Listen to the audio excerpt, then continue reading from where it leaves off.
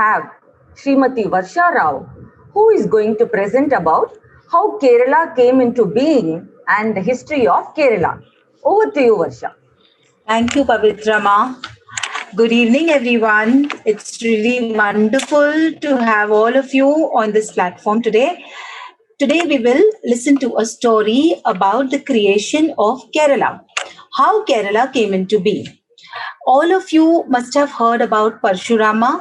He is considered to be the creator of Kerala. He is the sixth incarnation of Mahavishnu. Now, there is a very interesting story regarding Parshurama. Parshurama's father was known as Rishi Jamdagini. Okay, now Rishi Jamdagini had a very divine cow by the name of Kamadenu. Kamadenu had a special quality, that is, um, okay, it could the cow could provide anything that one wanted, any kind of dish that you wished for. Kamadenu could give it. So one day in that ashram there was a king named Shastra Arjuna who visited the Rishi Jamdagini's ashram. What happened was he came along with his big huge army. And when you go to an ashram has very little food, just for the disciples. So one huge army coming like that becomes, a problem to provide food. So, but because of Kamadenu, Rishi Jamdagini could provide a wonderful feast to the king and the army. Now the king was very impressed. The king was, how could you provide such a wonderful feast? And so Rishi Jamdagini told him about Kamadenu. Now, greed came into the king, and the king wanted Kamadenu. So he requested Rishi Jamdagini, could you please give me the divine cow? But Jamdagini was very adamant. He said, no, I cannot give you the cow because, this is how my ashram runs. Then what the king did was, the king, destroyed the ashram and he took the divine cow, Kamadenu, forcibly with him.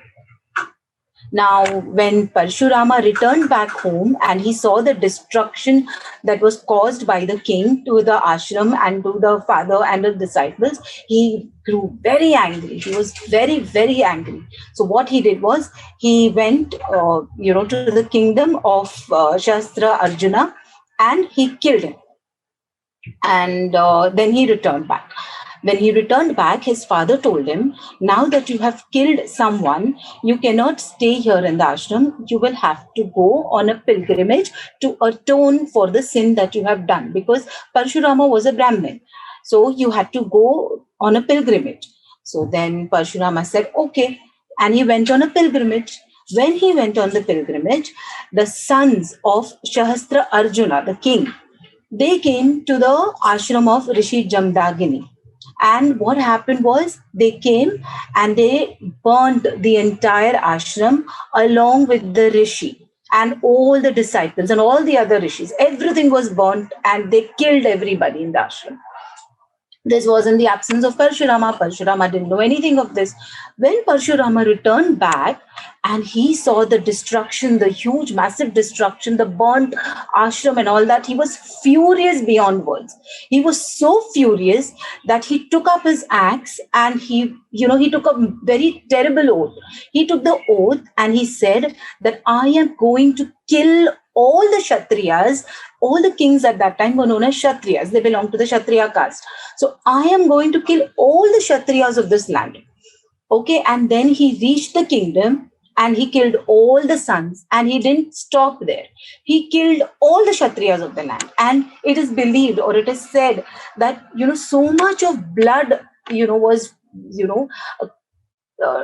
came out from, the killing, that it filled 5 rivers there.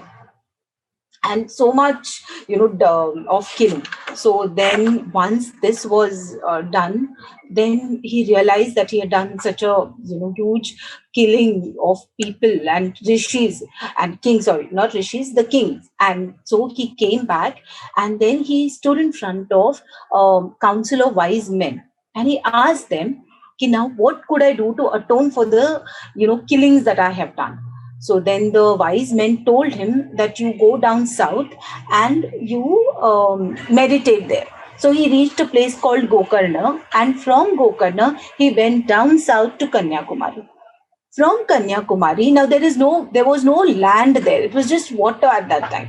So then he went down to Kanyakumari and he stood facing north from Kanyakumari. And then he took his axe and he threw it across the sea. And where the axe dropped, that's where the land emerged. Okay, now when the land came up, it was obviously it's come from the sea, so it was filled with salt water, and it was not at all a good place to stay. So then people couldn't stay, he couldn't live in that land. So what he did was he evoked the king of snakes at that time, who lived in that sea there, and he evoked King Vasuki. Now Vasuki came and he spat holy poison on that land. When he spat the holy poison, the land became green, fertile, and everything became very good, and it was a nice place to live. So then Vasuki, the king Vasuki, and all the other snakes, they were made guardians and protectors of that land. And this place now is known as Kerala. Kerala Kshetram. This is how it is that, Kerala came into being. All right. Hope all of you have enjoyed this story and you remember this. Thank you so much. Thank you, Varshama, for the informative story. Okay.